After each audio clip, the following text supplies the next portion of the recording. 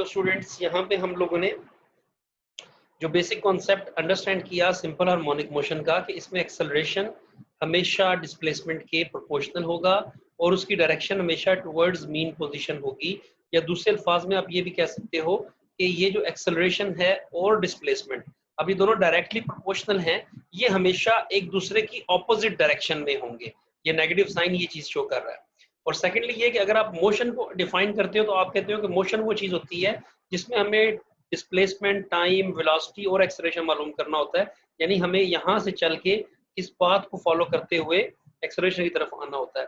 और अब जब हम एक्सेलरेशन किसी भी चीज का मालूम कर लें तो हम कहते हैं कि बॉडी की मोशन को हमने मालूम कर लिया है। एक्चुअली एक्सेलरेशन की 3 कैटेगरीज होती हैं, एक होता है पॉजिटिव, एक होता है नेगेटिव और एक होता है जीरो। जब पॉजिटिव एक्सेलरेशन होगा तो हम कहेंगे कि जो भी बॉडी है वो एक्सेलरेट हो रही है, उसकी स्पीड बढ़ रही है।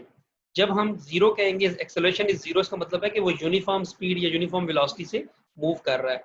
और जब भी वो बॉडी नेगेटिव एक्सेलरेशन शो कर रही है, इसका मतलब है कि बॉडी के अंदर रिटार्डेशन है और बॉडी स्लो डाउन हो रही है with the passage of time. अच्छा, अब इसमें एक्सेलरेशन के लिए यहाँ पे आपने देख लिया ये negative sign towards mean position, या हम ये कह सकते हैं कि ये डिस्प्लेसमेंट और acceleration always opposite to each other. अब हम जरा यहाँ पे आते हैं। हमने यहाँ पे एक बनाया था mass attach to a spring, इसका मैथ m था और हमने इसको एक ग्राउंड पे रखा।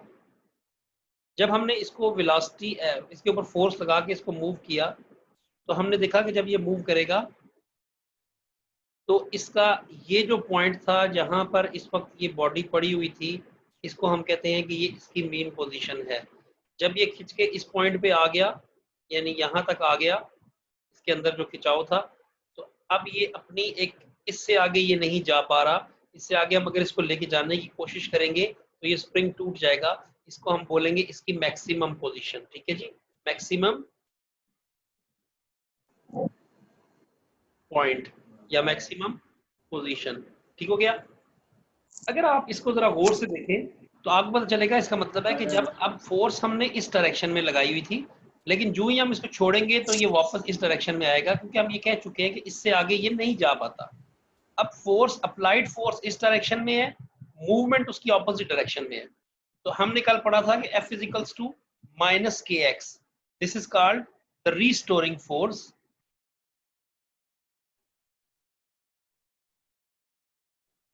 ये जो रीस्टोरिंग फोर्स है ये बेसिकली कहां से निकली थी? ये बेसिकली निकली थी स्प्रिंग कांस्टेंट की इलास्टिक फोर्स से।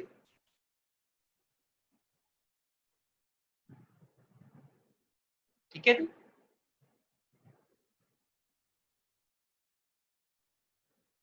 और ये इसके बिल्कुल ऑपोजिट है, जिस तरफ आप फोर्स लगा रहे हो उस तरफ उसमें डिस्प्लेसमेंट हो रहा है, this is called elastic force.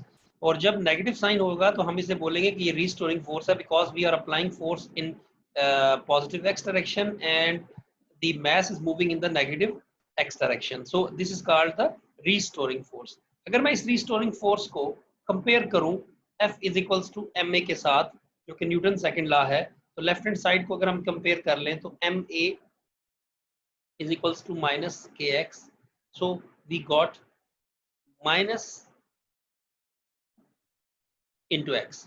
अब अगर आप इसमें ये चीज देखें तो ये एक आपके पास सॉर्ट ऑफ कांस्टेंट है, k is a spring constant, m is the mass। Spring constant मैंने कल आपको इसकी नेचर के बारे में बताया था कि ये नेचर ऑफ द स्प्रिंग या स्प्रिंग की बहुत सारी प्रॉपर्टीज के बारे में या स्प्रिंग की इलास्टिसिटी के बारे में मेजरली बताता है। अब हम इससे आगे अगर देखें तो अगर हम इस कांस्टेंट को बीच में से ओमिट करें तो हम ये लिख सकते हैं कि a is proportional to minus X. जब ये एक्सप्रेशन किसी भी जगह पर आप अचीव कर लें तो इसका मतलब क्या होगा कि ये बॉडी जो है ये सिंपल हार्मोनिक मोशन एग्जीक्यूट कर रही है, और इस बॉडी को हम बोलेंगे फिर सिंपल हार्मोनिक ऑसिलेटर। क्या बोलेंगे? Simple harmonic oscillator. क्लियर जी। अब हम अगले वर्ड पे आते हैं। आज का जो हमारा काम है, अब हमने कुछ प्रॉपर्टीज इस फार्मूला से निकालनी है और इसकी मदद से हम लोगों ने कुछ चीजों को एस्टिमेट करना है। वो क्या चीजें हैं? वो है जनाब कि अगर आपके पास A is proportional to minus X है। तो अब ये सिंपल हार्मोनिक मोशन एग्जीक्यूट कर रहा है। अगर ये टेस्ट कंप्लीट हो गया और हमें ये पता चल गया कि ये body simple harmonic motion execute कर रही है, तो हमें सबसे पहले इसके टाइम के बारे में मालूम करना होगा। अब ये असल में एक्चुअली ये टाइम नहीं है, बल्कि ये टाइम पीरियड है। अभी मैं आपको बताता हूँ कि इसे टाइम पीरियड क्यों बोलते हैं। आपने पिछली स्लाइड के अंदर देखा था कि जब ये बॉडी मूव करेगी तो ये, अब इसको हमने इस डायरेक्शन में फोर्स लगाई है, ये अपने मैक्सिमम पॉइंट पे पहुंची है, पहुंचने के बाद इसने ऑपोजिट डायरेक्शन में मूव करना है और फिर उसी तरह से एक पॉइंट तक इसने आना है, देन कम बैक और इस पॉइंट तक ये मूव करती है। फॉर एग्जांपल, तो ये जो पोजीशन थी इस बॉडी की x is to X naught और ये भी x is to X naught है, ये सेंटर पॉइंट था x इज टू 0 जो मीन पोजीशन कहलाती है। तो अब ये मीन से लेकर ये इसका मैक्सिमम जिसको हम एक्सट्रीम पोजीशन कहते हैं और इधर से लेफ्ट साइड पर ये मैक्सिमम जिसको हम एक्सट्रीम पोजीशन कहेंगे। तो ये बॉडी जब इन दोनों के दरमियान मूव करती रहेगी तो हम इन चीज़ों को हमने इस तरह से मालूम कर लिया कि लेफ्ट और राइट मूव करने से इसकी मूवमेंट देखें तो वो एक लिमिटेड रीजन के अंदर है। यानी अगर हम यहाँ पे या किसी भी पॉइंट, फॉर एग्जांपल हम इस पॉइंट पे खड़े हो जाएं और हम देखें कि ये बॉडी यहाँ से गुजरी, ये यहाँ तक गई, वापस आई, फिर उसके बाद यहाँ तक गई, फिर वापस आई, तो हम इसके टाइम को एग्जैक्टली इसके एक राउंड के टाइम को आराम से मालूम कर सकते हैं। इसीलिए इसके टाइम को हम टाइम नहीं बोलेंगे बल्कि टाइम पीरियड बोलेंगे। और सिंपल हार्मोनिक ऑसिलेटर या सिंपल हार्मोनिक मोशन का सबसे बड़ा फायदा ये होता है कि आप इसकी मोशन के अंदर टाइम को कैलकुलेट कर सकते हो, बल्कि टाइम को अपने काबू में कर सकते हो, यानी कि टाइम को आप अपने कंट्रोल में ले सकते हो। मैं अगर आपसे कहूं कि आप अपने जो ये घड़ी है जिसके मुताबिक सूरज का ढलना, सुबह निकलना, रात को डूबना, सुबह शाम दोपहर के डिफरेंट फिनोमिनन्स है, इन्हें आप अपने कंट्रोल में करें तो आप नहीं कर सकते। लेकिन ये भी एक फिनोमिनन है, यानी ये भी जो सिंपल हार्मोनिक मोशन की तरह मूवमेंट हो रही है हमारी बॉडी की या हमारी ज़मीन की, लेकिन वो हमारे कंट्रोल में नहीं है। लेकिन उस तरह की बॉडीज हम बना के उन मॉडल्स के ऊपर हम उनकी मोशन को कंट्रोल कर सकते हैं। तो अब हमने इसके फार्मूला को मालूम करना है, तो हमने एक कांस्टेंट लिया था अभी, उसकी वैल्यू थी -k/m। लेकिन आपने देखा कि नेगेटिव साइन तो हमने यहाँ कैरेक्टरिस्टिक्स में रखा हुआ है सिंपल हार्मोनिक मोशन के, तो यहाँ से हम नेगेटिव साइन को खत्म कर देते हैं। अब ये नेगेटिव साइन जब यहाँ से खत्म हो जाएगा तो अब हमने इस कांस्टेंट के बारे में इंफॉर्मेशन को कैलकुलेट करना है। तो k की वैल्यू अगर आप मालूम करें तो k आपको पता था कि इस फार्मूले से निकला था। सबसे पहले जो पहला फार्मूला होता है जहां से कोई नई चीज आए तो वहीं से उसके यूनिट्स के बारे में या उसके डायमेंशन के बारे में मालूम किया जा सकता है। तो k की वैल्यू हो जाएगी f/x। Now what is f? f is the Newton force, x is the displacement. थोड़ा और सिंप्लीफाई करते हैं, न्यूटन क्या होता है? किलोग्राम मीटर पर सेकंड स्क्वायर और डिवाइडेड बाय ये आपके पास x मीटर में। तो अगर हम इसको मजीद सिंप्लीफाई करते हैं तो ये बनता है kilogram metre over metre into second square. तो यहाँ से ये कैंसिल आउट होके आपके पास रह जाएगा किलोग्राम पर सेकंड स्क्वायर। अच्छा, अब अगर हम यहाँ पे लिख दें इस k की जगह पर इसकी वैल्यू, तो ये बनता है kilogram over second square divided by what is this? This is m. m is the mass. Mass can be calculated in kilograms. तो ये किलोग्राम इस किलोग्राम से चला गया तो आपके पास पीछे रह जाएगा 1 आवर सेकंड स्क्वायर। इसका मतलब है कि ये जो कोई कांस्टेंट था इसकी वैल्यू रहेगी 1 आवर सेकंड स्क्वायर। अच्छा, अब अगर ये 1 आवर सेकंड स्क्वायर है तो आपको पता है कि 1 आवर सेकंड, इसको थोड़ा सा और एलोबरेट कर लो कि जो टाइम होता है जब हम टाइम को लिखें 1 आवर टाइम करके, टाइम सेकंड में है ना, टाइम के यूनिट सेकंड है, अगर हम टाइम को सेकंड 1 आवर सेकंड करके लिखेंगे तो ये बन जाएगी इसकी फ्रीक्वेंसी। तो ये फ्रीक्वेंसी का स्क्वायर बन गया, ठीक है। इसका मतलब है कि इसको हम लिख सकते हैं omega square. Omega is the angular frequency, ये 9th क्लास में भी आपने देखी होगी। और इसका मतलब ये हुआ कि अगर हमें दोबारा से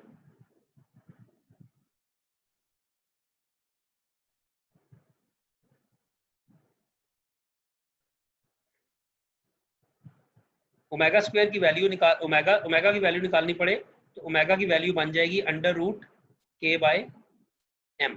ठीक है, अब ये यहाँ हम तो टाइम पीरियड निकालने निकले थे, तो बड़ा आसान है, ओमेगा का एक बेसिक फार्मूला होता है 2 पाई f।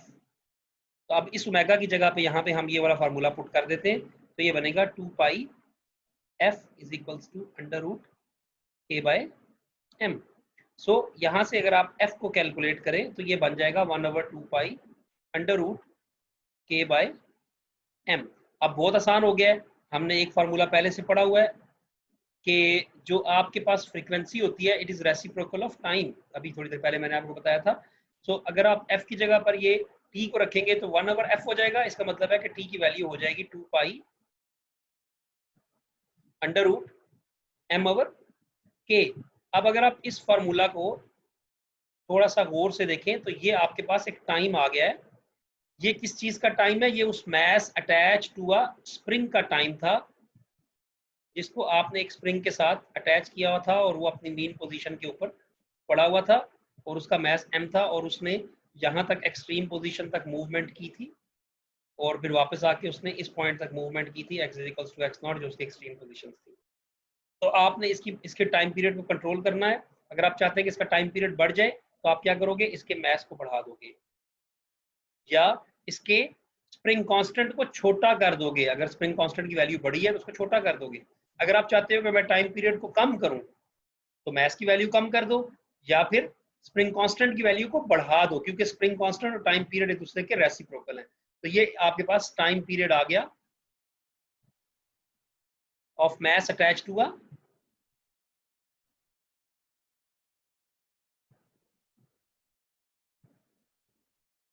स्प्रिंग।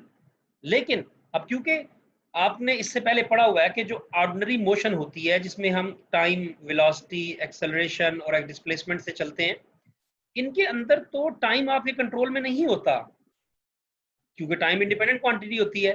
अब आपने एक नई तरह की मोशन करने की कोशिश की है जिसमें टाइम को आप कंट्रोल कर रहे हो, दैट मीन टाइम पीरियड बना रहे हो। तो जब आप इसका टाइम पीरियड बनाओगे तो इसका मतलब है बहुत सारे पैरामीटर्स चेंज हो जाएंगे। अब ये टाइम पीरियड, इसका मतलब है कि अगर आप डिफरेंट मॉडल्स को पढ़ोगे तो डिफरेंट मॉडल्स के लिए आपने क्या कैलकुलेट करना है, आपने डिफरेंट मॉडल्स के लिए टाइम पीरियड को कैलकुलेट करना है। फॉर एग्जांपल अभी हमने जो मॉडल पढ़ा है वो था सिंपल हार्मोनिक मोशन में mass attach to a spring. अब दूसरा एक मॉडल होता है जो बहुत इंपॉर्टेंट है जिसको हम बोलते हैं सिंपल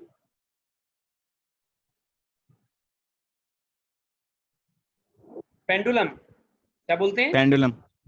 पेंडुलम। अच्छा जी,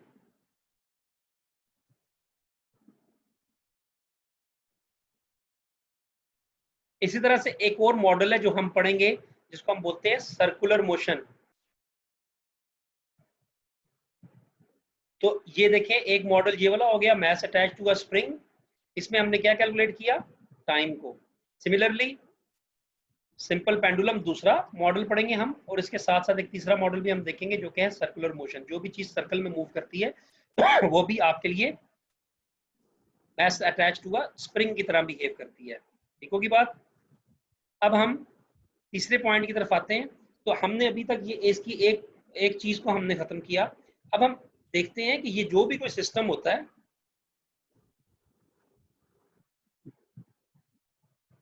इस सिस्टम के लिए हमें ये निकालना पड़ेगा कि हम देखें कि इसकी एनर्जी क्या है, क्योंकि जो फिजिक्स की बेसिक डेफिनेशन है वो आपको पता है कि फिजिक्स डील करती है मैटर से, एनर्जी से और इनके म्यूचुअल रिलेशनशिप से। तो अगर हम फिजिक्स की इस डेफिनेशन को देखें तो हमने एक नई मॉडल को बनाया है और वो मैटर से मिलकर बना है, यानी उसके अंदर मैस इन्वॉल्व था। तो अब हमने उसकी एनर्जी को निकालना है, क्या उसकी एनर्जी हमारे पास ठीक तरीके से आती है कि नहीं। और हमें पता है कि एनर्जी की नॉर्मली दो काइंड्स होती हैं, एक होती है काइनेटिक एनर्जी और एक होती है पोटेंशियल एनर्जी। जो काइनेटिक एनर्जी होती है इसकी वैल्यू होती है हाफ एम वी स्क्वायर, और जो पोटेंशियल एनर्जी होती है इसकी डिफरेंट वैल्यूज होती हैं डिपेंडिंग अपॉन द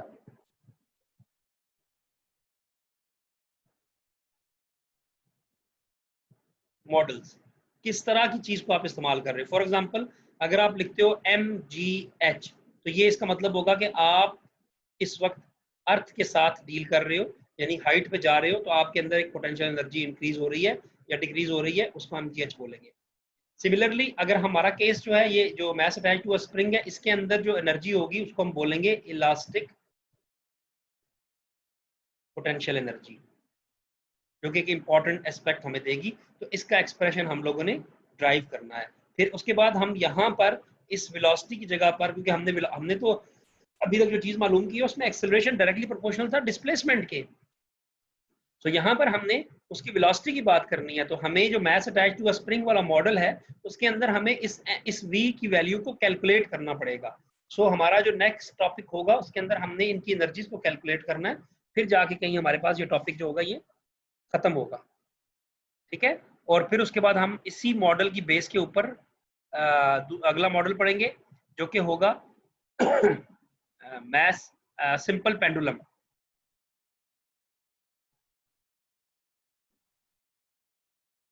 ठीक है जी।